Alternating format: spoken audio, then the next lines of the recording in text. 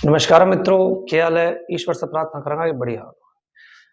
अब हम 10th के साथ साथ एक सब्जेक्ट को और कवर करने की कोशिश करेंगे। वो है राजस्थान और इंडिया। पहले राजस्थान की करेंगे, फिर इंडिया की करेंगे। हिस्ट्री यानी राजस्थान का इतिहास और हिस्ट्री का इतिहास। क्यों करेंगे ऐसा? भी ऐसा करने के पीछे कारण क्यों है? क्योंकि एट द टाइम राजस्थान के अंदर बहुत सी भर्तियां निकल रही है और उन सभी भर्तियों के अंदर एक चीज कॉमन जो है वो है राजस्थान का जीके। ठीक है। अब राजस्थान के जीके के अंदर जो पोर्शन बनते हैं उनमें हिस्ट्री हो गया, ज्योग्राफी हो गया, पॉलिटिक्स हो गया, ये काफी बनते हैं। ठीक है। आर्ट एंड कल्चर हो गया, यानी चार मुख्य रूप से विषय बनते हैं राजस्थान जीके के अंदर। इन्हीं सब्जेक्ट में से एक सब्जेक्ट है राजस्थान हिस्ट्री, जो कि मैं अब चालू करने जा रहा हूं। इधर हम 10th चालू करेंगे, वो चलती रहेगी अपने हिसाब से धीरे धीरे धीरे धीरे 10th 12th, और इधर हम इसके साथ साथ राजस्थान की हिस्ट्री भी पढ़ेंगे, क्योंकि राजस्थान की जो हिस्ट्री है वो हर एक जो भर्ती पेपर है उसके अंदर काम आती ही आती है। इसलिए हम साथ साथ में इसको भी कवर करते चलेंगे ताकि ये हमारे ज्यादा काम आ सके। इसके अंदर जो हमारा पहला टॉपिक है, जो इसका बेसिक टॉपिक है, वो है सभ्यता। इतिहास के बारे में किसी को बताने की जरूरत नहीं कि राजस्थान का इतिहास क्या है, यानी इतिहास क्या होता है, ये सभी को पता है कि इतिहास हमारे जो पुराने समय में हुई घटनाएं हैं, उन घटनाओं का जब हम कर्मबद्ध रूप से अध्ययन करेंगे तो वो इतिहास कहलाएगा। अब इसी इतिहास के अंदर जो पहला टॉपिक निकल के आता है वो है सभ्यता। पहला टॉपिक निकल के आता है वो क्या है? सभ्यता। अब सभ्यता का मतलब क्या है यहाँ पे? वैसे तो पता होगा भाई, जो तैयारी करने कंपटीशन की उनको इतना तो पता होगा, फिर भी नहीं पता अपन मानते हैं जीरो से आए भाई। कोई मेरी तरह एकदम उठ के आंखें धो के अरे आगे बैठोगे, हाँ सर बताओ, आपा अपनी जिंदगी में पहली बार हिस्ट्री पढ़ रहे हैं और आपा पढ़ाऊंगा अभी भी कि पहली बार हिस्ट्री पढ़ो। टाबरी कभी हिस्ट्री देखेगी को नहीं, इन्हें हिस्ट्री को अच्छी कौन बेरो भी हिसाब से पढ़ाऊंगा। तो इसके अंदर जो पहला टॉपिक निकल के आता है वो है सभ्यता। वो क्या है? सभ्यता। इंग्लिश में बोले तो सिविलाइजेशन। इंग्लिश आपने की मतलब है, आप अपनी हिंदी में आ जाओ। क्या है? सभ्यता। अब सभ्यता होती क्या है वो इंपॉर्टेंट है। देखो सभ्यता क्या होती है, जी इन्हें यह समझो थे कि आज से 20 साल 50 साल 60 साल 100 साल 150 साल पहला लोग रहता। आप बोला ना कि अपना बूढ़े, तो आप लोग बूढ़े कई बार सुना करते, हमारे जो बुजुर्ग हैं वो बोलते इस बात को कि मारा टाइम में तो मैं इं करया करता, और मारा टाइम में तो मैं इं करया करता, और मारा टाइम में तो मैं इं रहता, मारा टाइम में तो मैं इतनी दूर खेत में चल जाता, और मारा टाइम में तो मैं अट से पानी लाया करता, इं करया करता। लेकिन आज के समय वो सब नहीं है। तो हम क्या करते हैं, उस वो जो हमारे बुजुर्ग हैं वो उस समय का इस समय के अनुसार रेफरेंस देते हैं। ठीक वैसे ही जो उनके भी बुजुर्ग हैं, उन सबको पढ़ना क्या कहलाता है? सभ्यता कहलाता है। यानी सभ्यता क्या है कि वास्तव में आज से जो प्रारंभ के समय, आज से जब पहली बार हमने खोजा, तो हमें कुछ ना कुछ शहरी जीवन या ग्रामीण जीवन या लोगों के रहने का तरीका मिला।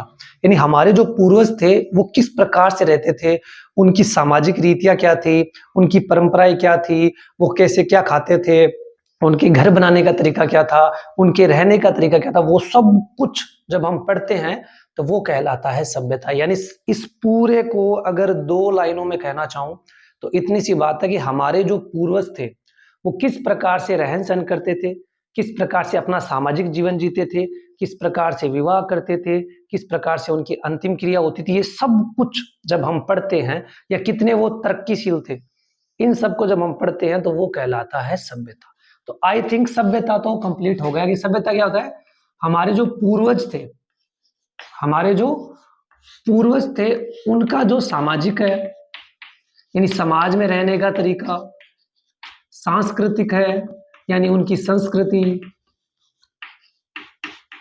उनकी परंपराएं, उनका व्यवसाय, इन सब का जो तरीका है, इन सब के जो का जो रहना है, इनके रहने का जो तरीका है, वो क्या कहलाता है? वो सभ्यता कहलाता है। यानी मुख्य रूप से बात यही है। अब तो बात समझ में आ गई होगी। आज भी तो रहने आपा, आज भी अपने समाज का कुछ नियम कायदा कानून है को नहीं है भी समाज के अंदर जी मान लो आज बहुत सा नियम है कि भाई आदमी कोई इया कौन कर सके, वो भी कौन कर सके, जहाँ लड़का का भी समाज को क्यों के एक सिस्टम है कि लड़का अगर बड़ा बाल कर लिया तो ओ हो बाकी इतनी बुरी आग लग जाए, जाने की बाकी लेके भाग गयो कि और छोरो बड़ा बाल क्या कर रहा है, छोरा करे, तेरा बाप ने पूछ के करे तने के मतलब वो बड़ा कर रहा है छोटा कर रहा है, असभ्य है। अच्छा, बहुत जल्दी असभ्य है।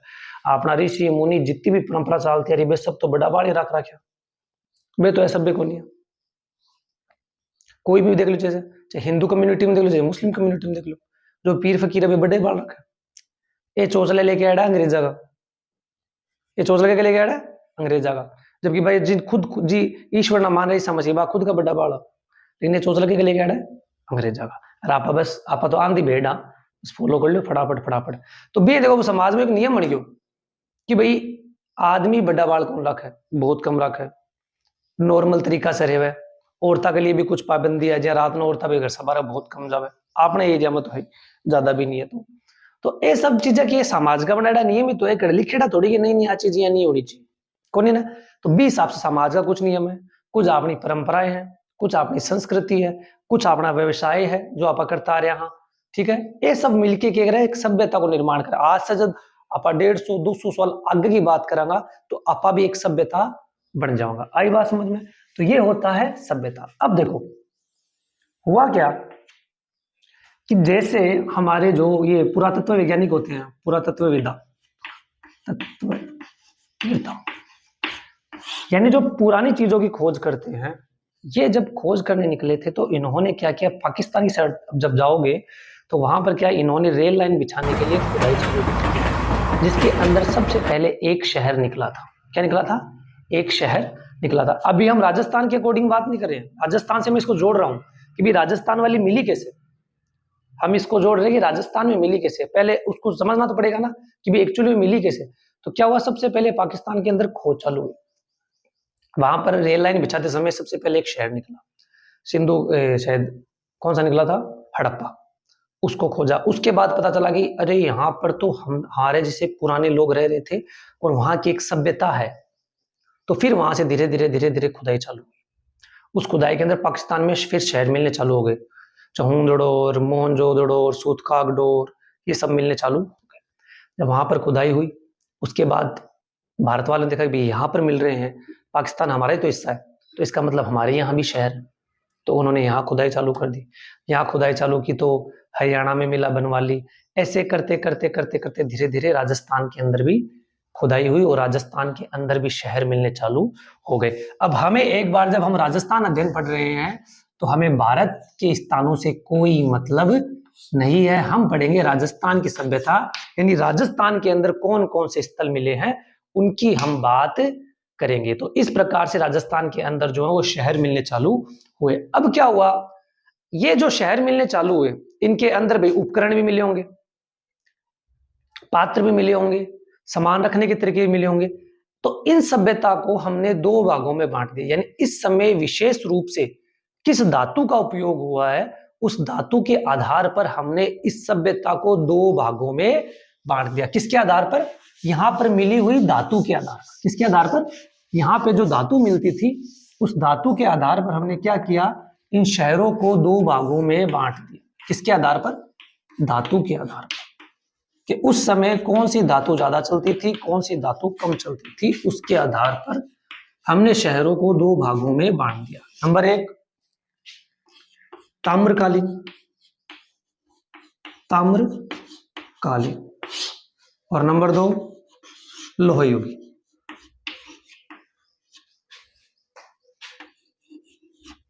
नंबर 1 ताम्रकालीन और नंबर 2 लोहयुगी। देखो भाई ताम्रकालीन, ताम्र नाम से पता चल रहा है, ताम्र यानी तांबा, ताम्र यानी तांबा, कालीन यानी उसका समय, यानी वो समय जिसके अंदर मुख्यतः धातु जो यूज हुई वो कौन सी थी?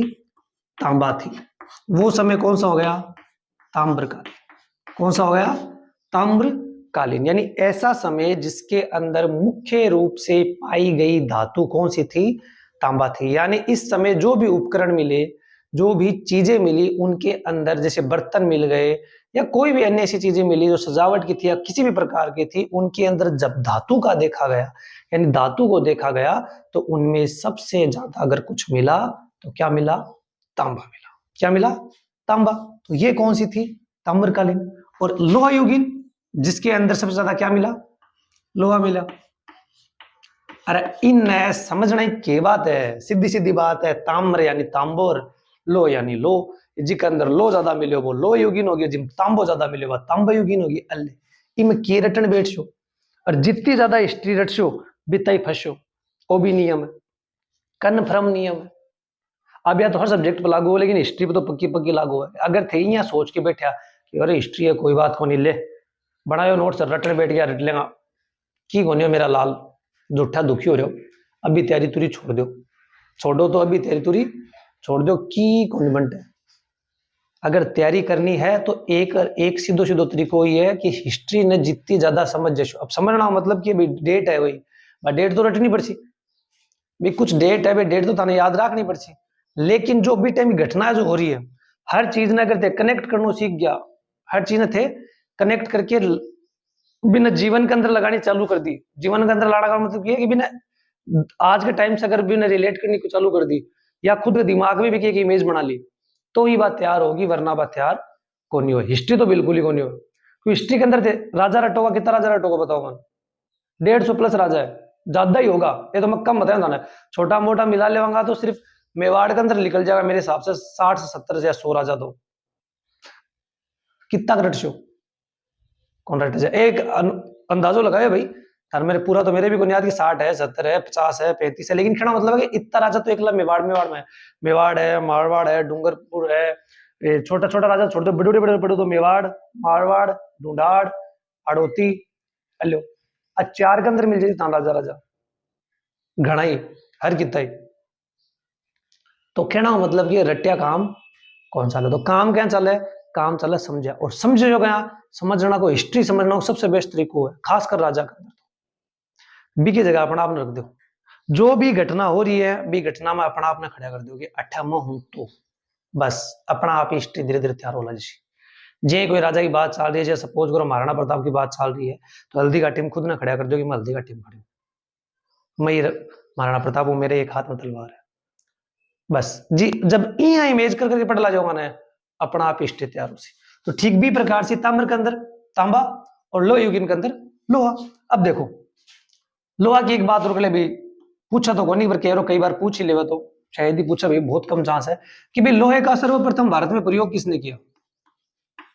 भाई भारत में सबसे पहले लोहे का प्रयोग किसने किया, तो भारत में सर्वप्रथम लोहे का प्रयोग किया था ईरान के राजाओं ने। किसके, ईरान के राजाओं ने, ईरान के शायद हकमानी राजा थे, हकमानी शासक थे, उन्होंने सबसे पहले लोहे का प्रयोग किया। किसने प्रयोग किया सर्वप्रथम, ईरान के हकमानी राजाओं ने लोहे का प्रयोग किया। कहां प्रयोग किया, भारत में किया, और कहां किया, भारत में तो भारत में किया, ठीक है। तो ये इसकी दो खास बात है कि ताम्रकालीन में तांबा था, लोहे के अंदर लोहा था, ठीक है। और इस समय कोई खास बात है भाई जो इन दोनों को अलग करेगी, बिल्कुल है कि ये जो सभ्यता थी वो गांव के आसपास में पनपी। कहां पनपी, यानी ये सभ्यता गांव के आसपास में, यानी गांव ही थी, ये मान लो भाई गांव की सभ्यता थी, या मानो गांव के आसपास में, क्यों कंफ्यूज हो गए कि गांव की सभ्यता है। अब गांव की सभ्यता तो मेरे हिसाब से कोई बताने की जरूरत को नहीं, सन्ना बेरो गांव की सभ्यता क्यों है, आज भी कच्ची रोड होनो, खेत होनो, पानी दूर से लेके आनो, पेड़ पौधों ना सुकून, सीधी भाषा में बात करा तो आज भी जो सुकून, आज का तो चलो गांव गांव रही ही नहीं, आज का तो भाई जो कोई बहुत एकदम कोई पिछड़ा तो अलग बात है, कोई जैसलमेर साइड नहीं, आजकल का गांव तो गांव रही को नहीं, गांव को मतलब सुकून, यानी गांव की सभ्यता ही कड़ेगी ताम्रकालीन की। अठे की सभ्यता धीरे धीरे थोड़ी थोड़ी शहरी होनी चालू होगी, यानी अहड़े शहर टाइप से निर्माण होना चालू हो गया। भाई लोहा निकले तो नॉर्मल सी बात है, औद्योगिक विकास की रीढ़ है थोड़ी, औद्योगिक विकास की रीढ़ कहते हैं लोहे को, ऐसे थोड़ी कहते हैं, ये करता ही काम है, विकास करने काम करता है, तो और विकास होगा तो गांव शहर बनेंगे। तो लोहा था, इसकी जो सभ्यता है वो शहर की थी, और तांबा की थी वो थी गांव की, ठीक है। और मृद भांड वो नाम भाई बहुत तकड़ो नाम है, मान लो तकड़ो क्या है, इम कंफ्यूज हो जाए, भांड कौन है और मृद कौन है। मृद यानी मिट्टी और भांड यानी बनने वाले बर्तन, यानी मिट्टी से बनने वाले बर्तन। अगर मिट्टी से बनने वाले बर्तन की बात करें तो इसके जो बर्तन थे वो लगभग लाल रंग के प्रयोग हुए इसमें। आपको याद रखना ही लाइक चीज को नहीं, जरूरत को नहीं कि बस रटने बैठ जाओ लाल रंग का बर्तन, लाल रंग का बर्तन, कोई कौन पूछे मत आने, एक बस ये मान लो एक इन्फॉर्मेशन टाइप से बता रहे हो। इसके अंदर जो बर्तन मिले वो बने चित्रित, इसमें कौन से मिले, चित्रित बर्तन, इसमें कौन से मिले, चित्रित बर्तन, और इसमें कौन से मिले, लाल रंग के बर्तन। अब सबसे ज्यादा कहां मिले, जब ये खोज हो रही थी तो ये तो होगा कि कहीं सबसे ज्यादा तांबे के बर्तन मिले होंगे, कहीं पे लोहे के मिले होंगे, तो सबसे ज्यादा तांबा मिला था हमारे गुनेरिया नामक स्थान पर, जो पड़ता है लगभग मध्य प्रदेश में, लगभग क्या पक्का पक्का मध्य प्रदेश में पड़ता है, यानी मध्य प्रदेश के अंदर एक शहर है गुनेरिया, वहां पर लगभग 424 थे शायद, 424 लगभग लगा लेना भाई, कन्फर्म तो मेरे भी याद नहीं है, लेकिन हाँ 424 थे। 424 के आसपास जो है यहाँ पर तांबे के उपकरण मिले थे। कहां से?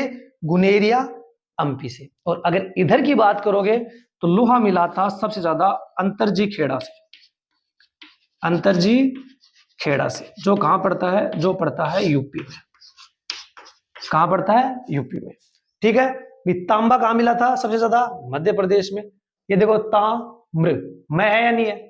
तांबे के अंदर अगर देखोगे तो आप लास्ट में मैं आ रहा है, तो तांबा कहां से मिला सर्वाधिक? मध्य प्रदेश से।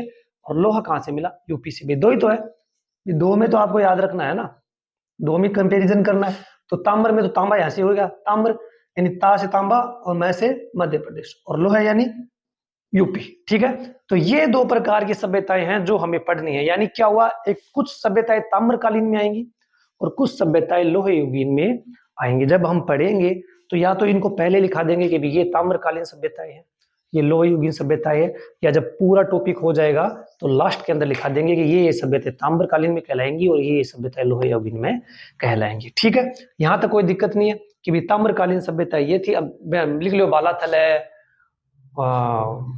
आहड़ है, गणेश्वर है, गिलुंड है, ओजियाना है, इन्हें तो बहुत है, रेड है, नगरी है, क्या नाम को, नगर है, बहुत सभ्यता है। तो हम क्या करेंगे, लास्ट के अंदर इसको क्लासिफिकेशन कर देंगे।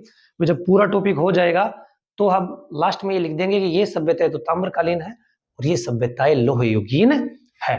तो अर्थ तक तो मेरे हिसाब से कोई भाई बहन का कोई दिक्कत नहीं होनी चाहिए। तो चलो फिर बेटा, आज आप अपनी पहली सभ्यता पढ़ा कि भी राजस्थान के अंदर जब खोजा गया तो सबसे पहले सभ्यता कौन सी मिली। ये पहली सभ्यता भी है और ये इंपॉर्टेंट सभ्यता भी है।